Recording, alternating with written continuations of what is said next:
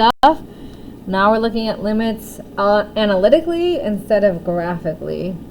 So we want to recall from the last section, what is a limit? It is the y value a function approaches at a given x value. So remember, the keyword is approaches, right? So we have the form is limit as x approaches c f of x. So this is the given x value. And this is the function. We just do fxn. All right? So when we're doing it analytically, there's 3 ways to do it. One is direct substitution. 2 is simplify, then try direct substitution. And then we have factor and cancel. All right, factor and cancel. Then we have rationalize. If you see square roots. And then third is L'Hopital's rule. But we're not going to learn this. But it will come up in your future probably.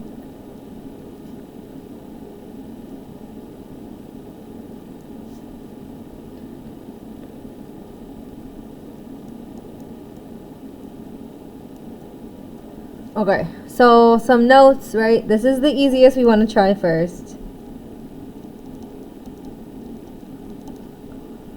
And then we can't list every way to simplify.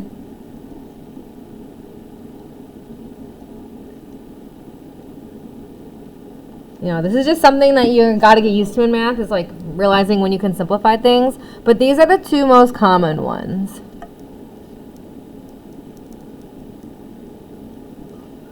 Alright, so let's do some examples. We have direct substitution, which is our ultimate favorite. We just plug it in.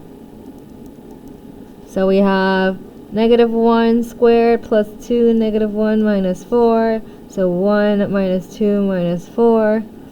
That is -1 minus 4. We get -5. And then this one we plug it in. So we get square root of 3 times 2 minus 2. 6 minus 2. Oops. Minus 2. Square root of 4 equals 2. Alright, factor and cancel. Like I said, factoring always comes back.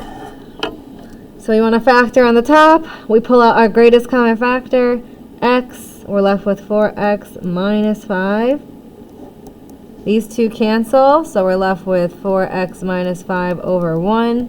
Then we substitute in the 0 for the x. So we get 0 minus 5 over 1, and we get -5. And then here, we got a factor by grouping. So we find 2 numbers that multiply to a times c, 1 number that adds to b. So 13, -14. So that is positive 14 and -1. Then we rewrite the top. -7. So remember, we broke this down into these 2. Right, those are equivalent. And then we have that all over x plus 7. We're going to group this now. Pull out the greatest common factor, x, 2x minus 1 plus 7, x minus 2x minus 1, all over x plus 7. Then we group. So we get x plus 7, 2x minus 1, all over x plus 7. All right, and this grouping, this guy on top formed together to this. All right, and then we see we can cancel this. We're left with 2x minus 1 over 1. We plug in -7, and we get -15. Right, from there. All right, rationalize. So we did this a little bit with trig. This is a skill that you probably didn't get too much practice with during the pandemic, But whenever you see a square root plus or minus something, you can get rid of the square root by multiplying by the like, what's it? It's like a conjugate. I don't know, some word. But it's like the square root plus or minus the opposite of the number. So, to make it make more sense, we're going to times it by square root of x plus 4 plus 3. So remember, we're multiplying by 1. We can multiply anything by 1. So now we have to do FOIL. So we're going to FOIL the top first. So we get x plus 4 squared plus 3 root x plus 4 minus 3 root x plus 4 minus 9 all over x plus root x plus 4 plus 3x minus 5 root x plus 4 minus 15. Alright, so we notice that these two are going to cancel out. So and then this just, when you square something that's in a square root, you could just take away the square root and the square. So we get x plus 4 minus 9 all over x plus 4 plus 3x minus 5x plus 4 minus 15. Alright. Here, we're left with x minus 5 on top, and then we're going to factor again by grouping. So we pull out the greatest common factor here.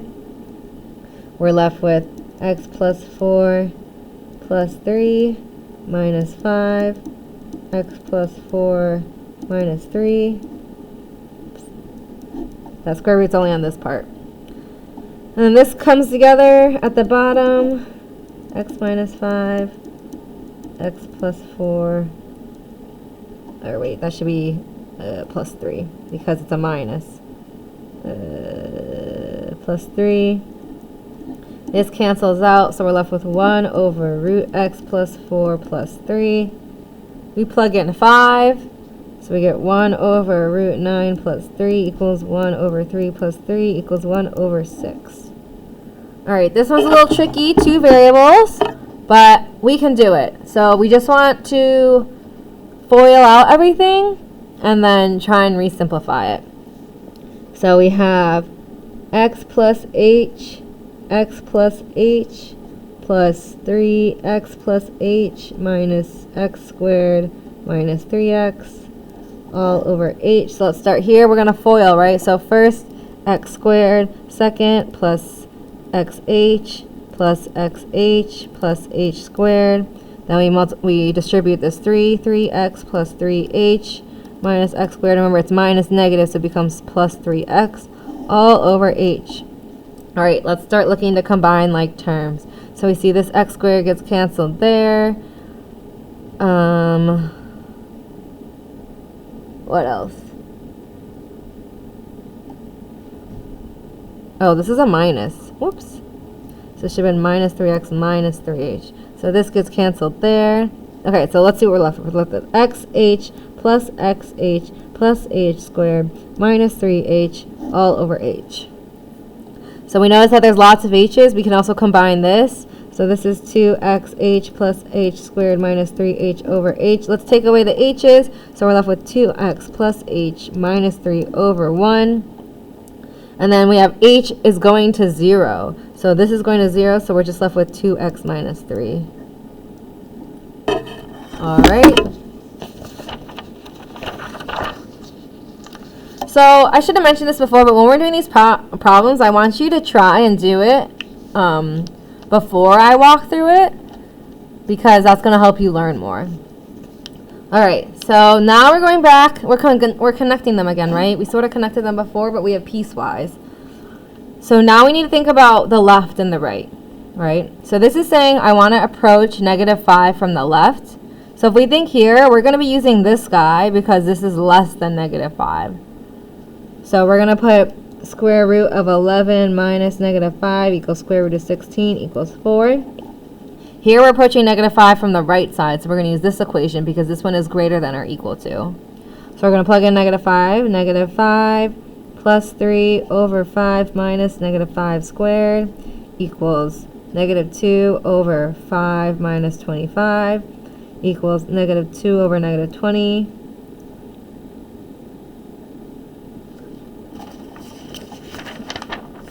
Which equals 1/10. And now it's trying to say, what if we just approach negative 5? Well, we see approaching from the left side and approaching from the right side are different, so this does not exist. Alright, so this one we're approaching negative 1, so we have to check from both sides. We have to check both of these equations. So I'm going to plug in negative 1, so 10 minus negative 1 squared is the same thing as 10 minus 1, root 9, so this is 3. Then we need to approach it, oh sorry, that's from the left side. And then we need to approach it over here, so we get 26 minus 5, negative 1 squared over 7. We'll do it up here. So we have 26 minus 5 over 7 equals 21 over 7 equals 3. So since it's approaching it the same from the left and the right side, we know that the limit is 3. Okay, now we're approaching e from the positive side, or e from the right side. So we're going to use this equation right here, because this is when x is greater than e. So we have ln e cubed. So remember, we can rewrite this as e to the what equals e cubed. And we know that that is 3. And now it wants us to find the limit of e. So we already know from the right side, so now we have to look at the left side. So we go 26 minus 5e squared over 7. There's no way that's 3. So since it's not 3, we know that it does not exist. Alright, these are some trig limits. So if we think about it, sine of 0 is 0. And then, so this would be 0 over 0, right? So we can't have that. So we just need to know that when we see the limit as x approaches 0, if sine of x over x, it just equals 1. So these both equal 1 and these both equal 0. And this is just something you have to memorize. Alright, so let's do some final examples. So we want whatever is this to match this. Sorry, you can't see. We want whatever is inside the sign to match that bottom. So if we look here, we have 3x. So we need to make sure there's a 3x on the bottom. So we're going to multiply the top and bottom by 3. And if we see here, we know that this, as x approaches 0, turns into 1. So we really just have 3 times 1, which is 3. For this one, we know that tangent is the same as sine over cosine. So we're going to rewrite this as sine 4x over cosine 4x. And instead of writing it all over 8x, we're just going to write it 1 over 8x. Okay, so we look at these and we see which one we could sort of use, right? So this, we have a sine x on top and then an x on bottom. So we're going to use this one. So we're going to like switch stuff around. So we have sine 4x over 8x times 1 over cosine 4x. And so for this, we need this to be a 4x. So we're going to multiply the top and the bottom by 1/2. So we get 1/2 sine 4x over 4x times 1 over cosine 4x. So this right here, this is going to turn into 1. So we get 1/2 times 1 times, and then this one we can go back to direct substitution. Sorry. So cosine of 4 times 0 is 0. So cosine of 0, remember, is 1. So it's just times 1. So our answer is 1/2. 1/2 times 1 times 1 is 1/2. Alright, this one is a little tricky, but it's still factoring.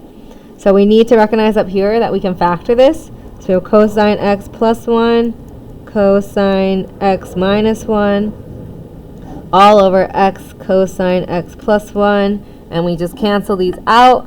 We're left with cosine x minus 1 over x, and then we look up here and we see that the limit as x approaches 0 for that is 0. Okay, so for homework you have to do the rest of this packet. I'm going to post the answer key. If I have time, I'll try and make some video guides for it. This is the last new material, and it is definitely tricky, but I believe you can do it. So just remember these rules for finding a limit. And yeah, that's it. So just finish up this packet. You'll have, you know, if you're an A day, you have the whole block to do it, the rest of the block. And if you are B day, then you have the whole weekend. Well, both of you have the whole weekend. All right.